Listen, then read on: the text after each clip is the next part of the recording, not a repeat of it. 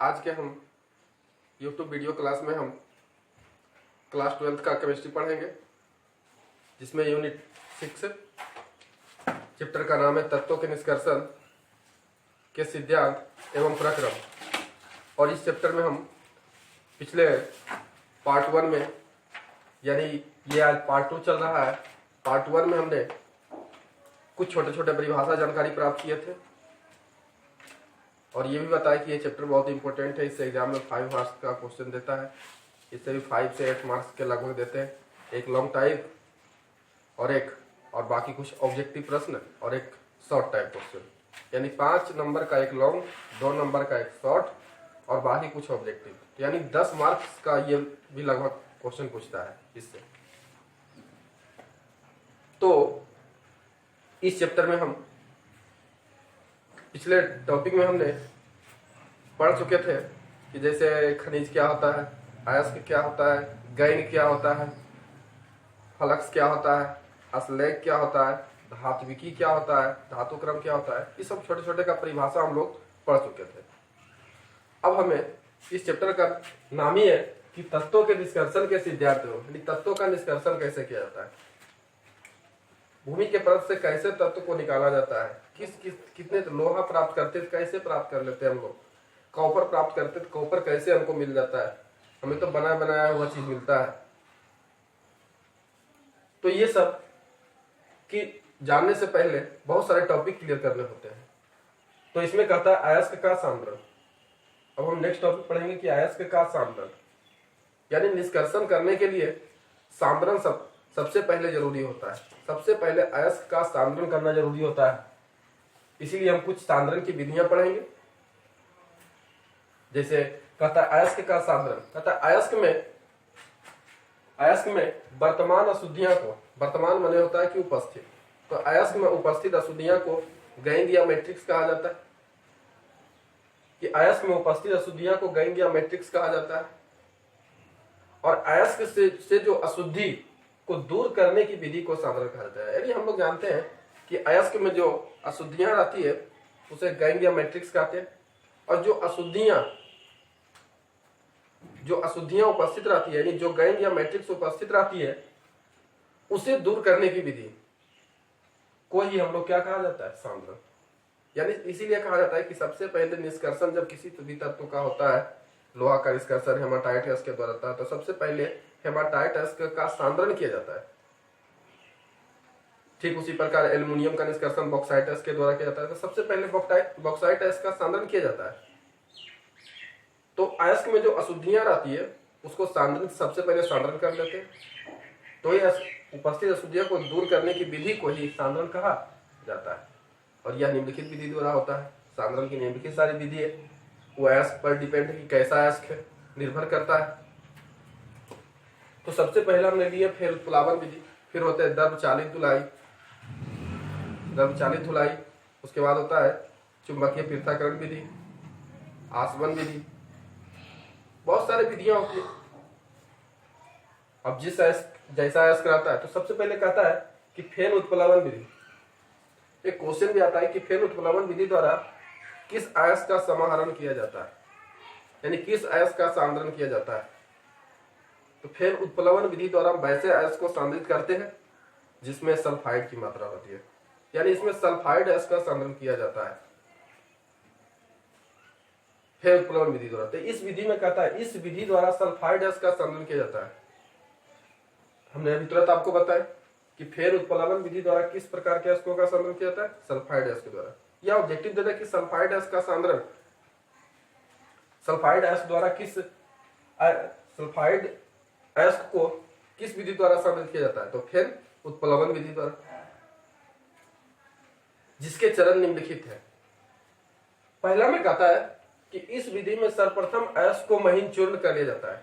इस विधि में सबसे पहले जो हमारा सल्फाइड अयस्क होता है उसको हम महीन चूर्ण कर लेते हैं, जितना चूर्ण हो सके।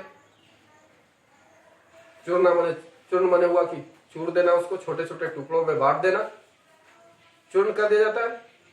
उसके बाद कहता है कि उसके बाद उस महीन चूर्ण को पानी से भरे एक बर्तन में डाल दिया जाता है, पानी से भरे एक बर्तन में डाल दिया जाता है। अब उस बर्तन में जिसमें हमने पानी डाले थे, पानी से भरा हुआ जो बर्तन है उसमें हमने जो एस्क डाले, उस बर्तन में हम थोड़ा सा तारपीन या पाइन का तेल, तारपीन का तेल जैसे हम सरसों के पौधा से सरसों का तेल प्राप्त करते हैं, नारियल के पौधा से नारियल का तेल, उसी प्रकार चीड़ का पेड़ से हमें तारपीन का तेल प्राप्त होता है। तो ये कहता है इसमें थोड़ा सा, वो जो बड़े बर्तन होते हैं उसमें थोड़ा सा तारपीन या पाइन का तेल डाल दिया जाता है तथा उसमें सोडियम कार्बोनेट को मिला जाता है।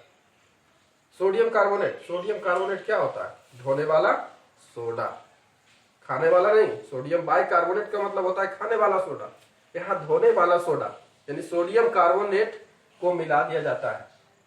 अब उस बर्तन में, किस बर्तन में? जिसमें हमने पानी भरा हुआ था, पानी में जो भरा हुआ था, उसके बाद उसमें हमने एस्क को डाले, उसके बाद उसमें कुछ हमने तारपीन या पाइन का तेल डाले और सोडियम कार्बोनेट को मिला दिए। तो उस बर्तन में हवा की पाइप के द्वारा हवा की तेज झोंका मारा जाता है। तो हवा का जब तेज झोंका मारा जाता है तो ऐसा करने से क्या होता है कि जिसके फलस्वरूप उसमें झाग उत्पन्न होता है, क्योंकि यहाँ सोडियम कार्बोनेट मिलाया गया, धोने वाला सोडा, तो जिसके कारण उसमें झाग उत्पन्न होता है। झाग का मतलब हुआ फेन उत्पन्न होता है, इसलिए तो इसका नाम फेन प्लवन विधि है। झाग यानी फेन उत्पन्न होता है और शुद्ध अयस्क उस झाग के साथ यानी उस फेन के साथ बाहर निकल जाता है और अशुद्धियां जो होती है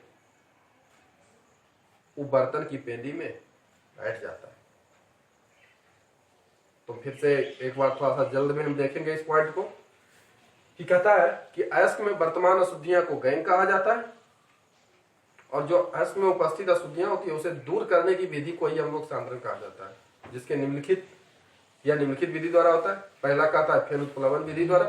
तो इस विधि द्वारा हम सल्फाइड अयस्क का सांद्रण करते हैं। तो इस विधि में सबसे पहले हम अयस्क को महीन चूर्ण कर दिया जाता है, उसके बाद उसको एक बड़े से बर्तन में, पानी से भरे एक बड़े बर्तन में डाल दिया जाता है और उस बर्तन में तारपीन या पाइन का तेल डालते हैं उसके तथा सोडियम कार्बोनेट को मिला दिया जाता है। उसके बाद उसमें हवा की तेज झोंका मारा जाता है, जिससे उसमें झाग उत्पन्न होता है और झाग उत्पन्न होने के तो झाग के साथ शुद्ध अयस्क बाहर निकल जाता है और अशुद्धियां बर्तन की पेंदी में बैठ जाता है। तो उसके बाद हमने कुछ नोट में पॉइंट बताए हैं कि इस विधि के द्वारा कॉपर पाइराइट, क्योंकि कॉपर पाइराइट का सूत्र क्या होता है? CuFeS2, तो इसमें यस की मात्रा आ गई, सल्फाइड एस आ गया, जिंक ब्लेंड में JDNS आ गया, एस गैलेना का सूत्र क्या होता है? PbS, यस आ गया इसमें इत्यादि। जिसमें यस की मात्रा होती है वैसे अयस्क को सांद्रित किया जाता है। देखिए दूसरा हमारा है कि द्रव चालित धुलाई। दूसरा विधि है अयस्क का सांद्रण में। कहता है द्रव चालित धुलाई विधि का उपयोग साधारणतः ऑक्साइड अयस्कों के सांद्रण के लिए किया जाता है।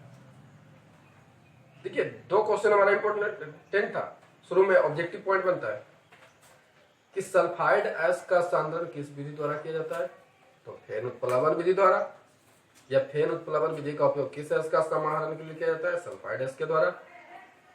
दूसरा कि ऑक्साइड अयस्क का सांद्रण किस विधि द्वारा किया जाता है? द्रव चालित धुलाई द्वारा। या द्रव चालित धुलाई का उपयोग किस अयस्क का समय?